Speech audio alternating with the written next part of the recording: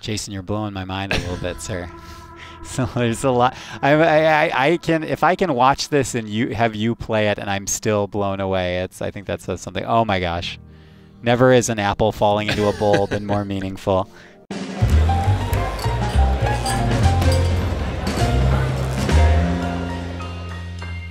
Hello, my friends. Welcome back to PlayStation Underground. On today's show, we are playing Gorogoa, which is coming to PS4. I am joined by the game's creator, Jason Roberts. Jason, welcome to the program. Hello. Thanks for having me. It's a pleasure to have you here. There is a lot to talk about in this game. It is a game all about framing, I think is safe to say. It is a puzzle, both a puzzle and maybe loosely narrative-based game. And I kind of want to hear how this all started. It is narrative. The narrative is, somewhat intentionally mysterious. I've been asked about how it started many times, and so it's partly truth, partly myth at this point to try and reconstruct the origins that happened like 10 years ago now, probably, before I, Yeah, you've been especially from concept, you've been working on this for a long time. Yeah, I mean, back 10 years ago, I was just writing down stuff in notebooks, probably. I started it very sort of indirectly grew out of a comic project. So I like making visual art. I like drawing, and I was but I've always had trouble just doodling absently, and I need drawings that I make to be part of some kind of a project or structure. So I was looking for something that would just give me reason or a structure within to produce lots and lots of do lots of visual design and lots of drawing. I first tried a comic, and that went perfectly. It went perfectly up until page about 11, and then I hadn't thought the story through, and it was too hard to go back and change things because I've already so exquisitely laid out all the panels. And I also realized that it was the page layout, assembling the frames, that I was most excited about. That structure more so than the particular story I was telling.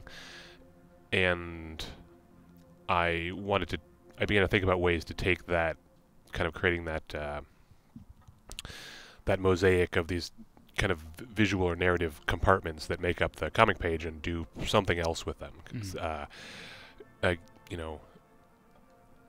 Take away the rules of sequential art that is kind of definitional to comics and explore something else, because I like seeing framed images arranged in this kind of evocative way, and just by seeing multiple images, your mind tries to figure out how they're connected. And I want to quote you in something, in an absolutely marvelous quote that you gave us for PlayStation Blog, actually, which is, a spoon is just a spoon, but a framed picture of a spoon is a message. And I think that is such a marvelous, marvelous piece of information about how you kind of view the purpose of this game.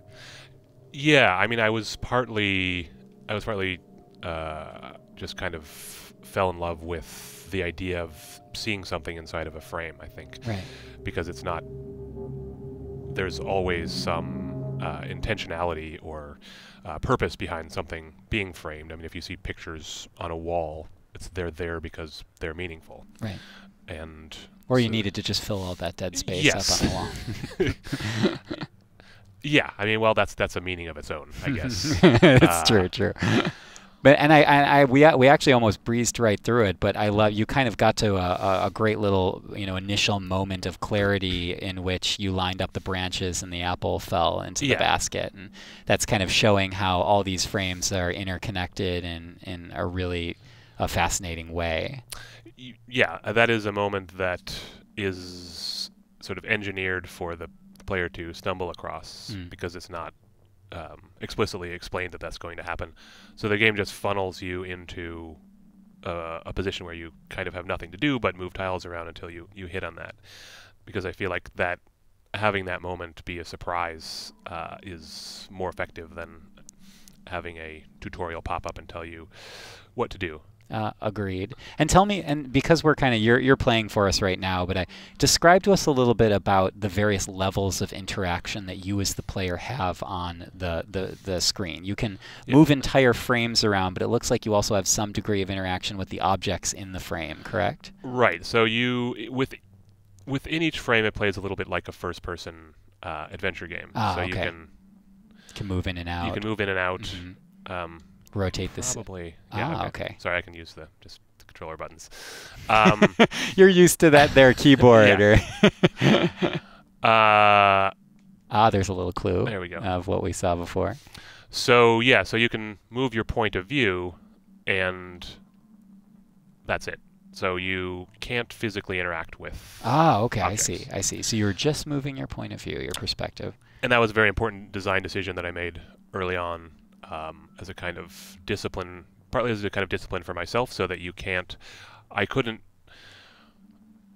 design any puzzles that are entirely within one frame. Okay. So, I mean, one thing early on that I considered was the ability to, say, put a combination lock on a door, and then you search an area for a clue, and then you can go push buttons to enter the combination, and that would help sort of pad out the length of the game and give me puzzles that are easier to design than these ones where two pictures connect together.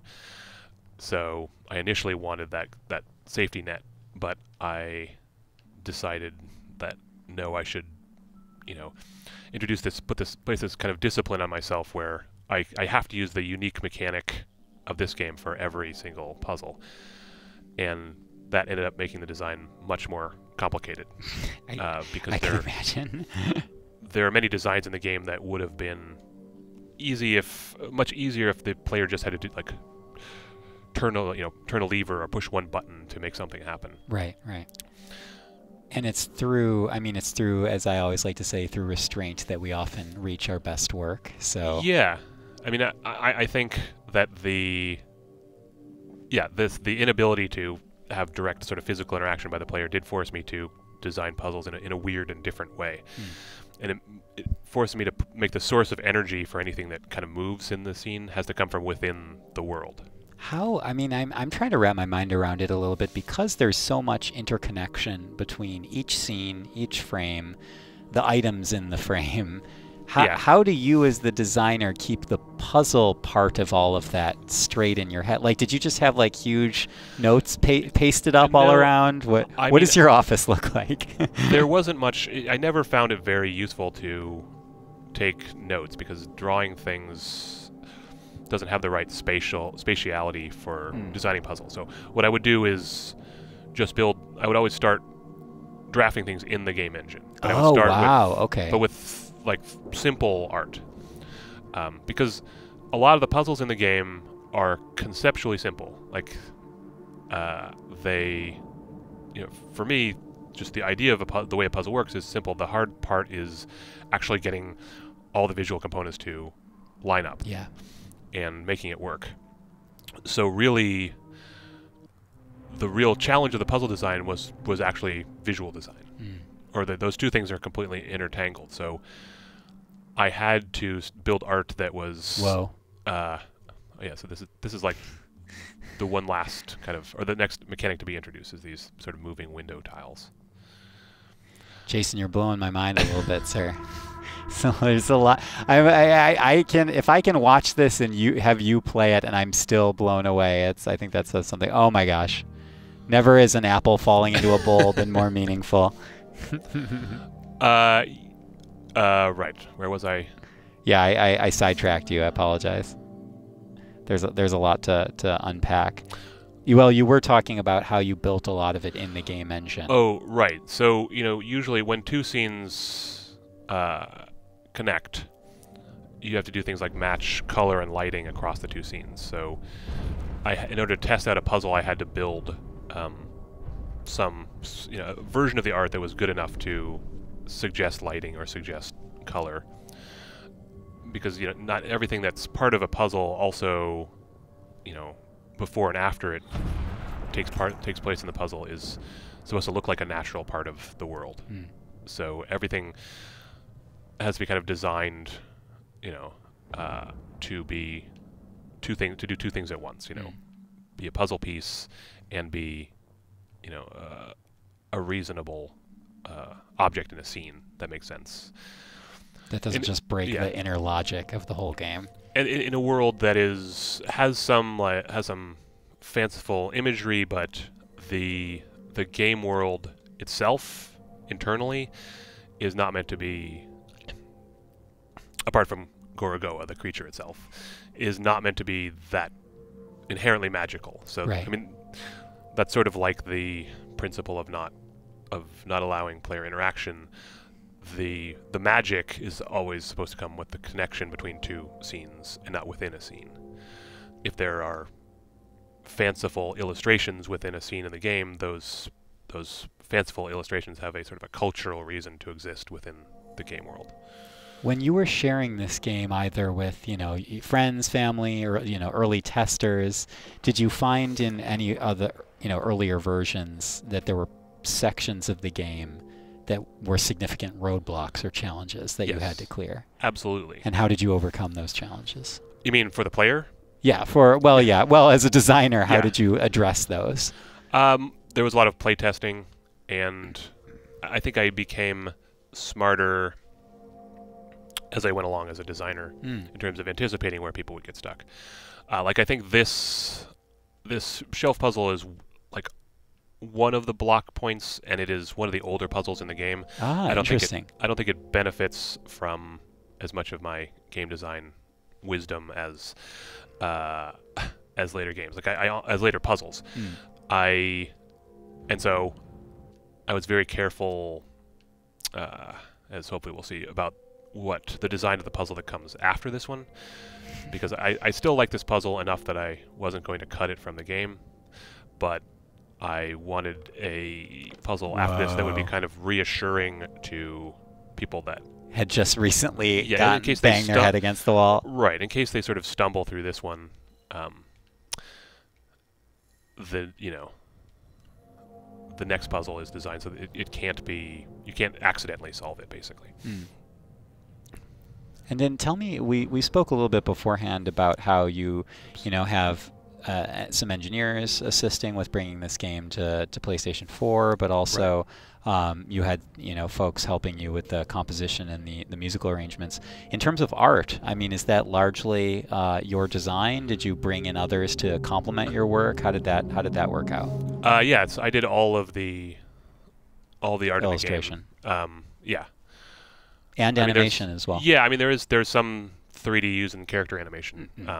But I did that animation, and I learned that I should hire an animator on the next project, because although I was able to get the animations in the game that I needed, I really ran up against my limits in terms of like expressive character animation, and I think I guess I wanted out of hubris to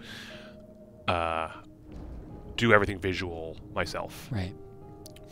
And now that I've done that, I can kind of let go. And I realize that there are scenes in the story in terms of, again, character expression, character performance that I just could not execute myself as an animator. And if I'm working with somebody with that skill set, that will open up new, whole new avenues for me as a storyteller, I think. Superb.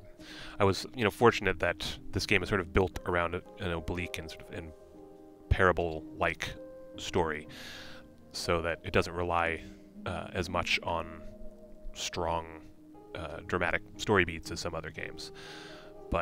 And you don't feature any kung fu martial arts scenes in it, so no. But I would have that option if if you bring someone on. Yeah, absolutely. I kind of have to ask this. As far as I'm concerned, when I look around the industry and I'm seeing a lot of folks in the press writing up, pretty rave thought pieces about this game and reviews. I mean, what is your reaction as a designer and creator to? It seems like this game definitely found an audience and an audience that was very appreciative as well. Definitely. What's my reaction been to the reaction? Yeah, exactly. It's been, I do insulate myself. I do insulate myself from a lot of the reaction just due to sensitivity.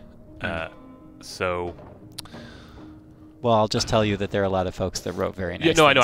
I read some of them. I just like I don't exhaustively read reviews and hit F5 on message boards every day. No, oh God, no. And I think that's something I'll become more comfortable with doing as I gain a little bit more distance from the game. Yeah, I imagine when it's in such close proximity to your actual work on it, you know. Yeah, I mean, crafting bringing something into being, it's kind of a long ordeal. So. Well, once I have sort of feel like I'm started working on the next thing, then I can say, well, this is something that something in the past that I can learn from, as opposed to having sort of all my soul and ego invested in it, which is part of the process of making it. I love the lamp puzzles that you have in here of aligning the stars with the lamp. That's fantastic. That's a really nice theme. Yeah, I sort of like intuitively follow what is, to some extent, what is, you know, feels satisfying and also has some thematic meaning. What would you say is, as a designer, maybe even as just an artist, what is your main takeaway? The maybe one of the principal learnings that you've had from this project? I mean, there's basic things like, you know, there's the fail fast adage. I think early on I put too much time into finishing art or finishing the design for sections of the game that I hadn't thought through in terms of their narrative or you know, or thematic function, and in the end couldn't be kind of salvaged. So I threw out a ton of work, and a lot of that is just part of the learning process. This is the first game I made, so I kind of the process of like making your first few simple, like small bad games that you're supposed to go through, I kind of had to go through on this one game. I see. And I guess, you know, I learned that working in the visual art is something I could take comfort in, and I had to be careful not to take too much comfort in that as an escape from solving the big hard design problems. So, you know, there's always going to be something in any project that is sort of a comforting rabbit hole to go down. And I mean, there's a term for it in design. It's like called comfort coding or something like that, where you pick a problem that you can feel safe, kind of cuddle up with and dump a bunch of time into and solve, but it's actually not. It's not the most important thing that you could be doing on the project. That makes sense. I don't know if you're comfortable answering this question, and we can totally breeze past if not, but if this is your first game, what was your discipline and your occupation before going into game design? I was a software engineer. So doing more technical stuff than creative stuff. Yeah, it was not in the games industry, and I did that for more than a decade. Oh, wow. And I thought that, you know, that was my career path, but I didn't love it, and I wanted to do something creative. I didn't think doing something creative for a living was practical, and until basically that sort of era of successful indie games, you know, was prominently kind of kicked off by Braid in the aughts. That made it seem like it was actually something that you could do. And I think of all the possible creative disciplines, at that time, gaming seemed like the one that made the most sense because of my combination of skills, and it's what I wanted to, you know, I'd always imagined making games also. So I was excited about the possibility. Well said. And I am excited about the possibility of playing through this in its entirety, which we will save for another day. But Jason, thank you so much for coming out here and recording with us. Jason Roberts is the creator of Gorogoa. We've been playing Gorogoa on the PlayStation 4 Pro today. And Jason, again, I really appreciate you being on the program with us. Thank you for sharing. Thanks so much for having me. It's been great. Absolutely. And until next time, join us on PlayStation Underground.